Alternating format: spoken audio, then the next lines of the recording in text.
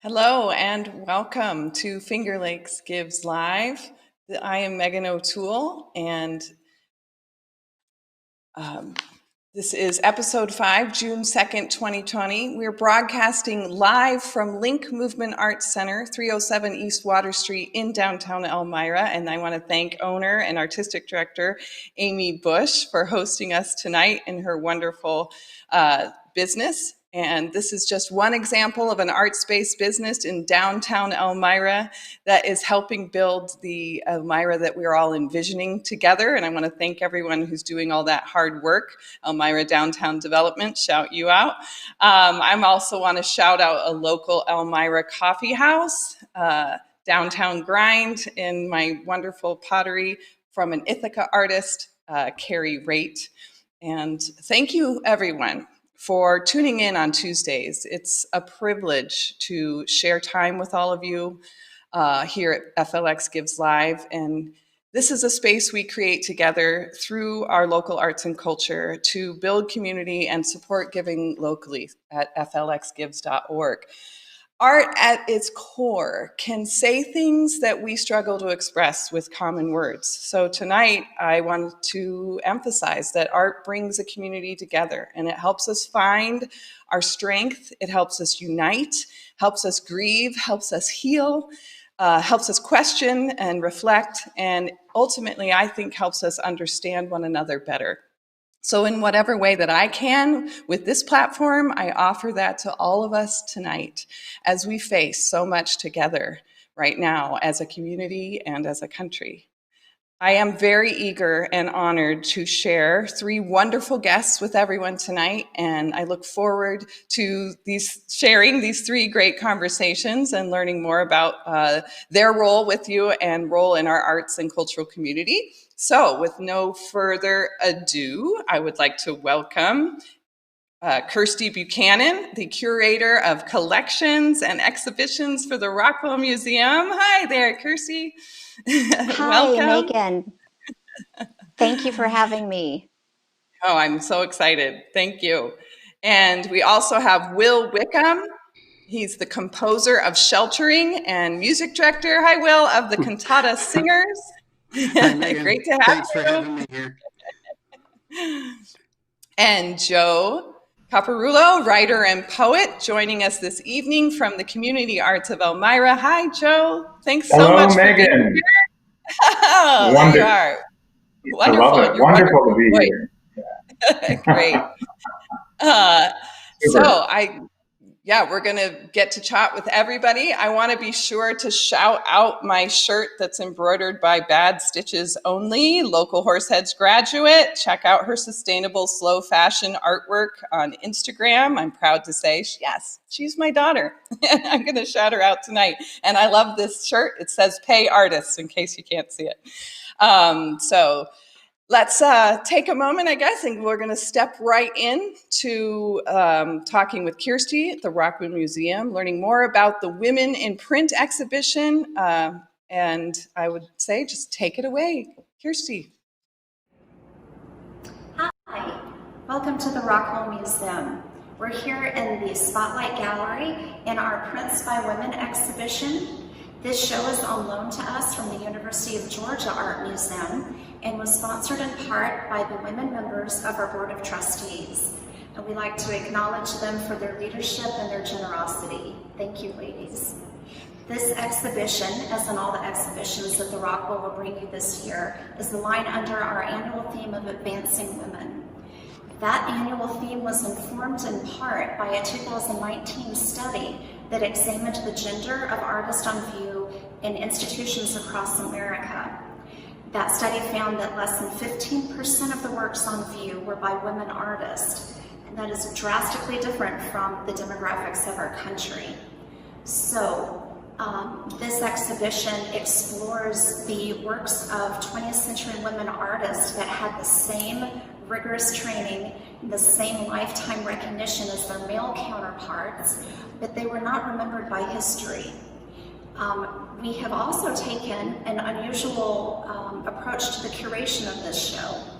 And I'd like to show you now some of the works by these women who we don't remember. When we started to curate this exhibition, we wanted to take a slightly different approach, and instead of focusing in on the isms and the schools and the movements that you usually see artwork grouped by throughout the rest of the building, we wanted to group these women artists together by their training, by their accolades, and by the recognition that they received in their own lifetimes. So you can see on the wall behind me that we really tried to highlight these accomplishments that the women artists achieved in their lifetimes. Guggenheim Fellowships, NEA grants, Armory Show, Art Students League training. Many women artists, such as Jane McAfee, were able to take advantage of the federal arts program during the Depression. And this was one of the catalysts that really gave them access and gave them an entree into working as a professional artist. Some of the artworks you see here, such as Nebraska Landscape, these were done during that period, and they are just right in the sweet spot of American regionalism and highlight what was being done at that time during the American Depression. We are very pleased to be able to bring you just a quick overview of this remarkable exhibition, and we wish that if circumstances had been better and we weren't all sheltering at home, that we would have been able to walk through and welcome you into the museum in person. Thank you so much for joining us. Be safe and be well. Kirsty, welcome. And I think it's extra wonderful that we get to have a conversation with you about this compelling exhibition, and especially as the curator and those choices you made, especially for this Prints by Women exhibition. Would you like to tell us a little bit more about that since we have time with you? Yes, thank you. We wanted to take a bit of a different approach for the curation for this exhibition because the works are so powerful, and it's really a retrospective of 20th century art that was produced by American women. But we know that you all hear the isms a lot when you come into the galleries, and we didn't want to curate it that way. We wanted, our director had really inspired this thought to present them by their credentials, by their training, by their accolades, by the recognition that they did receive in their lifetimes. And so, as you saw in the video, we have that marked on the wall, actually, so that it reinforces what these women were accomplishing. It's just wonderful, and it's so interesting and gives us a little bit of a look into what you do as curator, which I could talk to you forever about. Thank you. How does this relate to the theme this year of advancing women at the Rockwell? Sure. For 2020, the Rockwell Museum really wanted to recognize the centennial of women's suffrage. And unfortunately, with everything else going on in the country, this conversation has kind of fallen down a couple of tiers. And we want to make sure that that is not forgotten, because this is a very huge culturally impactful milestone in our nation. And a lot of these women, as we mentioned, were professional artists that made a living as artists during their lifetime. But once they passed away and they ceased to be their own advocates, they were written out of history. This is not just unique to the art industry. It's not just at the hand of museums or galleries or dealers or collectors, but this is really universal, and it spans all different industries. Well, and thank you so much for being here and making us aware of all that. It makes me all the more interested in the exhibition, and I love that this is going to be here for people to go back and look at the work up close, and I'm sure they can look at Rockwell Museum as well. Tell us more about what you have coming up next in this year of Advancing Women. I'd love to. And actually, unfortunately, we are going to be deinstalling Prints by Women. That is not going to be the exhibition that's up when we are able to reopen. just to clarify that. But that's one of the reasons why we wanted to bring that to the viewers tonight, is to bring a little Yes. bit of awareness to that. And the annual theme that we have for 2020 really is informing all of our exhibitions, all of our programming, our lecture series, our community outreach, even our education.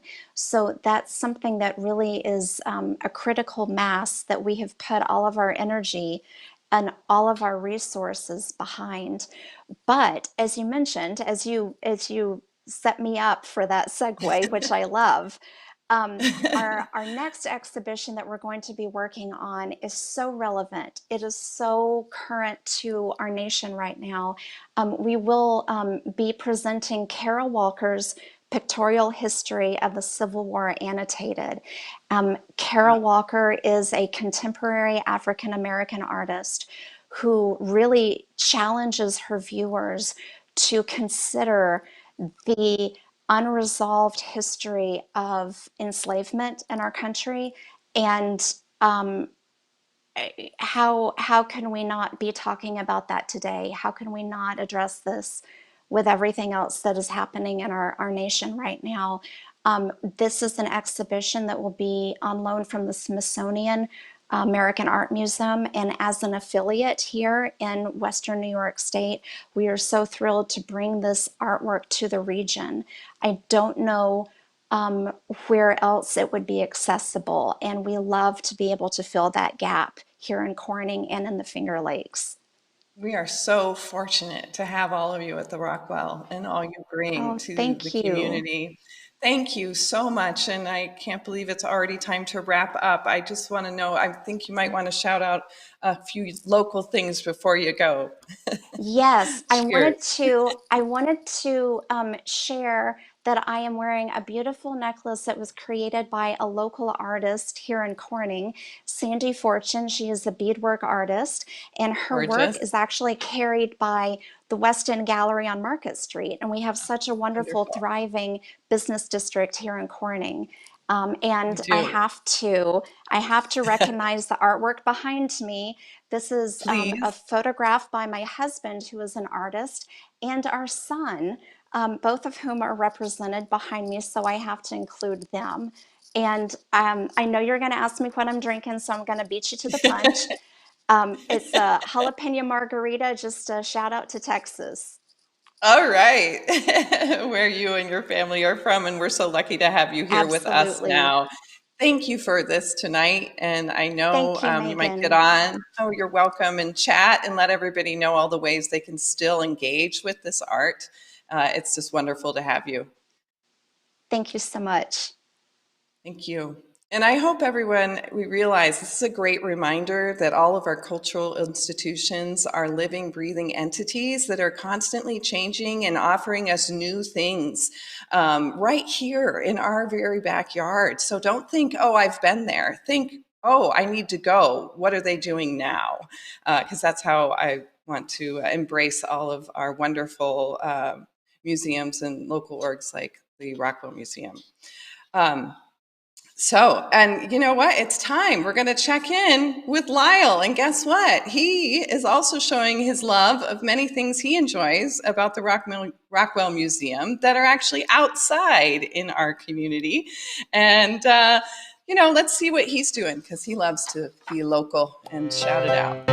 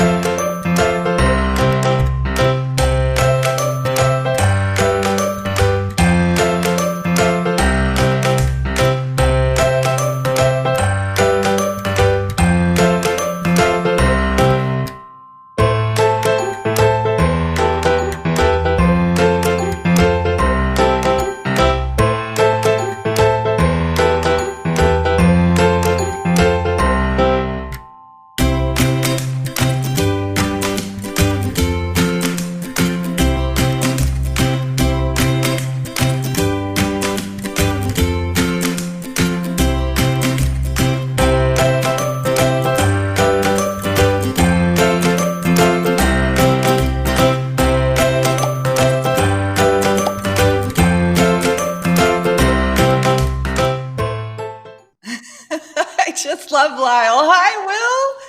How are you? I hope you enjoyed seeing his escapades this week. I mostly enjoyed seeing his hat. Yes, well, he puts that on after he has lunch or goes shopping, and for whenever it's his respect to the art world. I love that. Speaking as one who needs a hat from time to time, good for him. Good for him. Absolutely.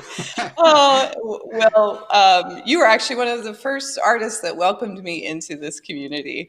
And so it's a thrill to have you here and share this space and create this space together tonight. So you have this wonderful local project that you composed and spearheaded, and then you collaborated with a local poet, Edward Dougherty, and your Cantata Singers performed it. So tell us this about the magical gift that it is and how you did it in like 6 weeks. And if I've got 6 weeks to tell the story, I can sure do it.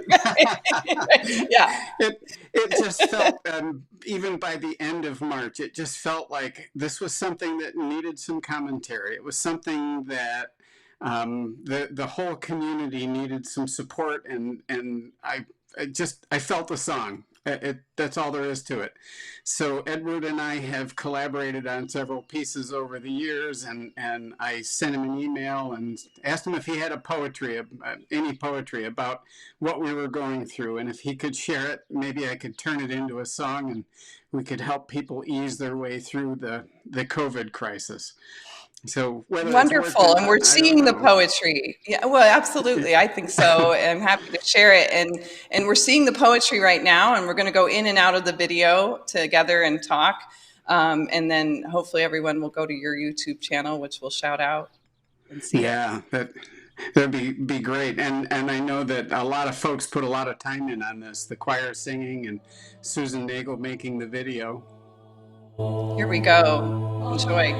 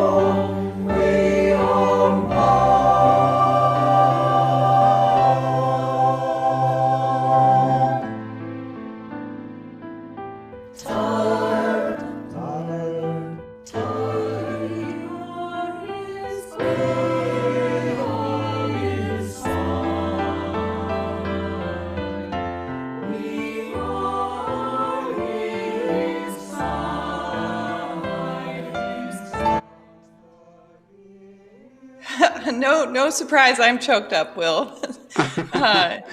This is beautiful, and all these photos are a lot of Cantata Singers, am I correct? Or a lot of faces I recognize. Yeah, many of them are Cantata Singers. Susan's idea for the video was to put out the word to the community, to folks that we as Cantata Singers know, that she knows, to do something on video that we could use as part of this. And the videos came in like crazy. And we've done our best to fit all of them in here. It was a whole lot of fun. Yeah. We're going to hear more. We are safe. We are home. We are one together. We are safe. We are home. We are one together. We are safe. We are home. We are one together. We are safe. We are home. We are one together. We are safe. We are home. We are one together. We are home. We are safe. We are one together.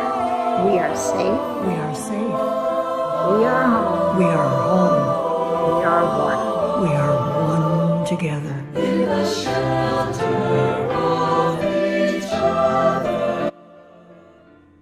Oh, I'm just so smiling, Will. The art on the sidewalks, the faces of people I miss, and I know many people watching miss. And what a beautiful project. Thank you so much for this and everyone involved. And we'll make sure to upload, or you can shout out where to find it first. And then I'd like to talk more about what it is to be a choir director in today's shutdown, and the challenges there. Wow. That's boy, there could be a whole book written on that, I have to say. Before I go into that, let me say that if you just go to cantatasingers.com, the link to this video and our other videos, including our canceled concert from March, are right on the front page of our website. Again, it's cantatasingers.com.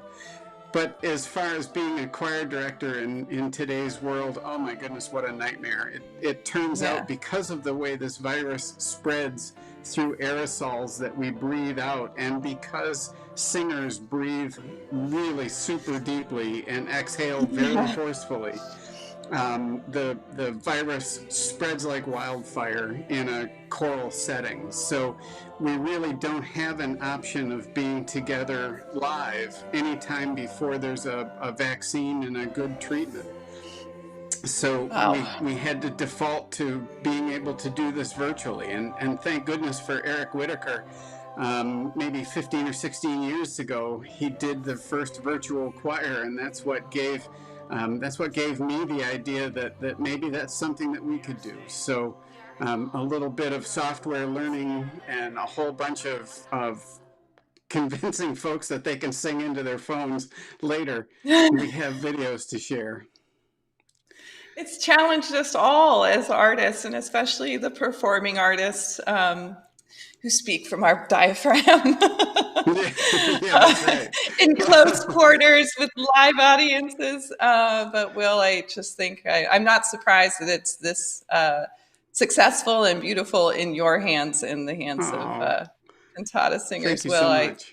Thank you. Tell me a little bit, because we do have some time too to talk about what it is to be a composer. How do you start? Well, so that's boy, that is the $60,000 question. My collaborator Ed Dougherty actually has did an entire semester sabbatical on that topic, trying to figure that out. So in this case, because this is the most recent one for me, it's the one that it came to me one day. So this would be like the end of March. I just thought there's got to be some music in this. There's got to be something that I can do. I just felt compelled to do something. And when Edward sends me poetry, it doesn't matter what the subject is. The music just leaps out of the words. And so it was, I think it was probably a week or so before I got the poetry. And then it was a couple of days thinking about the poetry. And then literally within 3 days, the music was finished and was sent out to the Cantata Singers the following Monday so that they could start to learn it. And then a good bit of recording and editing things together for a couple of weeks.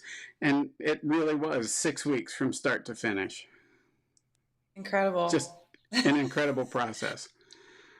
Well, your artistry and talent is just remarkable, and yet another local artist we are so fortunate to have. And I know that your choir loves and enjoys you. Your theater community loves and enjoys all you do. You also have connections to many local industries here, your family, and who are you going to shout out in your class tonight? Oh, I'm going to shout out my favorite Hector Winery, Yes, Hector. Red Meat Wine Cellars. My buddy Dave Whiting up there. He's cranking out the good wine, and he's doing just an amazing job doing virtual vineyard tours and virtual wine tastings, and still shipping wine Fantastic. even during these times. So yes, he's sure. supporting us, so we should support him. Amen. FLX wine all the way. Red Newt, shout out.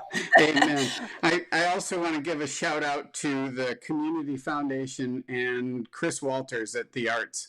Yes. They have been absolutely incredible supporters of this. They have been our rock. They've been longtime funders, and we depend on them for a lot of what we do. And in this situation, they have been just super helpful in terms of helping us to keep going and to move forward. Thank you so much, Will, for acknowledging them and so strongly, as they so deserve, because they're also highly involved in this project and said yes and to yet another thing that came together in like less than 6 weeks. That's how great art happens, right? It really is. And we're so fortunate. Yeah. Absolutely. It was a joy and a pleasure to have you. Thank you. Please get on the chat and chat with everyone who's crying and tell them where they can really thoroughly enjoy that without our talking heads. I will totally do that. All the more. Thank you again. Thank you again for having me. This has been delightful. My pleasure. My pleasure. See you soon. Oh, so we are time to share some more of our local community through the Art at Home segment, which I'm so happy to have. I have been asking for everyone if they're doing the Museum at Home Challenge or whatever it's called. And so I have some wonderful submissions. I did steal this yet again from the Rockwell. I'm shouting you out a lot tonight from your Instagram, but I know Kristen, and she was actually a featured dancer last week. And these are her interpretations or recreations of Isadora Duncan, paintings of her, of the dancer, sketches in watercolor by Abraham Walkowitz, which I hope, again, I didn't murder that, but respectively, the three prints.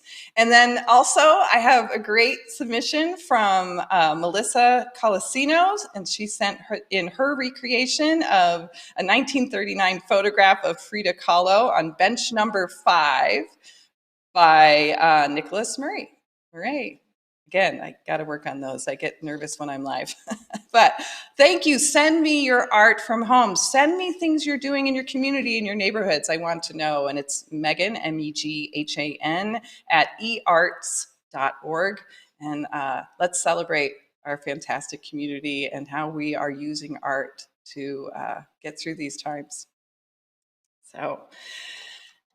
And here we are at the time for poetry. And I'm so happy to welcome writer and poet Joe Caparulo to FLXGives Live. It's your time. Hi, Joe. Hello. Hello, Meghan. Yes. Hello. And now we can... your time. I knew it's your time. Your time in the best way possible. Yes, and indeed. I love that you have a mural behind you, and it's about Elmira and progress, and is the mural in progress about Elmira. Can you tell us more about it? Yeah, it's Ron Dixon is doing a mural right here at Community Arts, and it is a period piece of East Water Street and Lake Street, Lake Street pointing north, and it's authentic as to the personages and costuming and the interesting trains and bicycles and so on, all authentic.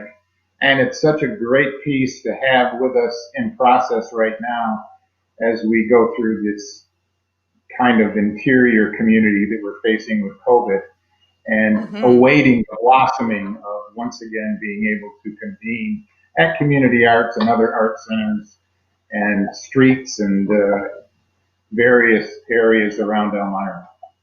Well, it's amazing that I'm broadcasting from 307 East Water Street today, right now. And right that connection. Yeah, and you're up the road from me, so this is exciting. And we're north, right. Yeah, that's just great. And I can't think of a more perfect frame for the poem you have for us tonight. And it's called Elmira's Evening Air. And could you just tell us a bit of why you chose this poem? Well, Elmira's Evening Air centers around Eldridge Park, and it is a throwback to a day when Eldridge was a different kind of park than it is today, but still holds all the treasures and joys and magic of community involvement and those special times and moments that we always remember to share with each passing generation. And once again, it's an example of history and through art enforcing our present moment, giving us strength and pause to remember the roots of our greatness. Absolutely, and that is so wonderful. And we're going to listen now, Joe, to your reading of your poem about Eldridge Park and of Elmira's rich, layered history. Elmira's Evening Air. The summer nights at Eldridge Park, knowing I was growing up, with Nana telling me stories. Oh, I never needed more. All snuggled in the carousel lion cart, kaleidoscope mirrors, calliope tremolos, whistles and whirs. Her words bloom into storybook pages of dance hall parties, twirling parasol paisley beauties, and bold bragging beaux. Nana laughs and wraps her hand-crocheted cotton flower shawl tightly around my chill. A ballet of arms and hands rise, reaching to pull the brass ring for a free ride. On a willow branch swing with caramel corn, Nana talks about a man named Jones, a conductor on a railroad under the ground. And I remember the blue-suited man with shiny gold buttons who took tickets from Nana and Mama on the Phoebe Snow. But no, she says Mr. Jones helped slaves get free. Rimming the lake, half awake from the dragon boat rocking, I stretch for shore reeds as she whispers away the time when American Girl wins again and boys throw pretzels in the bear pit, then run to the bandstand puppet show. The Ferris wheel rays meet the silver halo over downtown, where Mr. Twain shoots snooker near the round red burlesque bulbs on Baldwin. Trolleys and horseback police crowd carriage-lined vaudeville streets as Nana and her Dunfield friends watch Mr. Ruth swat a homer that flies over the levee and into the moon. Floating Jasper slows and stops. She rouses me and takes my hand. Walking back to Nana's Division Street home, I still hear stories about Elmira, filling the evening air. Oh, Joe, thank you. That was a gorgeous trip. Yeah, so it was fun to write. Fun to write and fun to hear all the time. Yeah. Well, the layers of history, you know, Mark Twain, and thank you. And of course, our history with the Underground Railroad. More proud to shout that out now than ever and remind us all that that is who we are as a community. And what is it like to be a poet right now, Joe? Well, one of the things that we're reminded of daily is the power of words and how words themselves have such a profound effect on our culture and in our life, in our everyday living. When we hear certain phrases and certain beliefs shouted out, it can unite us or it can repel us. And the joy of writing poetry is to bring clarity, believe it or not, because sometimes the real words of the everyday world come out absurd and they come out in a way that can't be understood. But poetry, in most cases, elevates the infinite value of all human beings. And one of the things I try to do with my poems is, celebrate the fact that we are equal in our community and we are here to help each other. And an irony of the COVID era has been how, we talk about the economy isn't going anywhere and how we need to strengthen it, but the extraordinary giving and receiving that has been taking place within this COVID time. And it is a way for us to reinterpret what we mean by the word economy and how gifts are given and received on a daily basis that keep us going. And that is really the true essence, I think, of what an economy should be. Not just consumption, not just, extraction, but all about how we relate to each other, and especially in times of need. 100%. And Joe, I feel so fortunate to have you as a poet close and soothe us and help us process tonight. And really quick, you have a second or two to shout out anything local you were hoping to acknowledge beyond everything else you just did.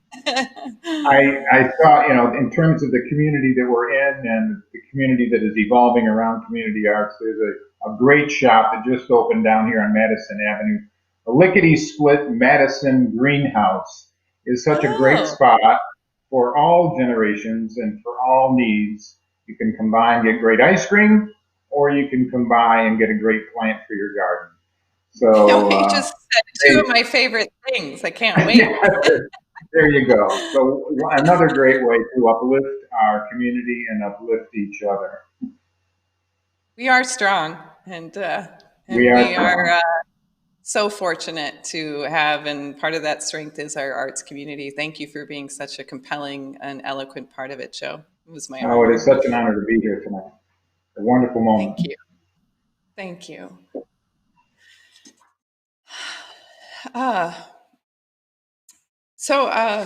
Thank you, everyone who's tuned in right now, and to those of you who respected the blackout on social media. I honor and hear you as well, and I hope that you come to this at some point and enjoy and experience what our community is so powerfully offering to all of us as we walk this together.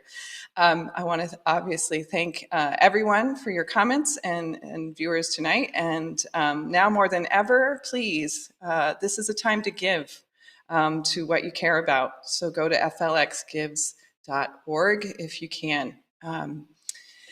Thank you, Link Movement Arts Center, for hosting us. Thank you, Elmira, as a city, for being who we could so shout out tonight. So rich in culture and on our way to being all the greater. Thank you, the Arts Council of the Southern Finger Lakes, the Community Foundation, Empire Access for making this stream as fast as possible and donating that to us.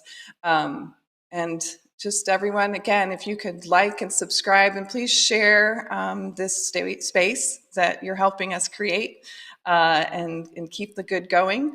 Have a good week and make art and practice compassion. And it's going to be an honor to see you next week, and come back, because we're going to keep celebrating and loving everything local here in the Finger Lakes together on FLXgives Live. Thank you and good night.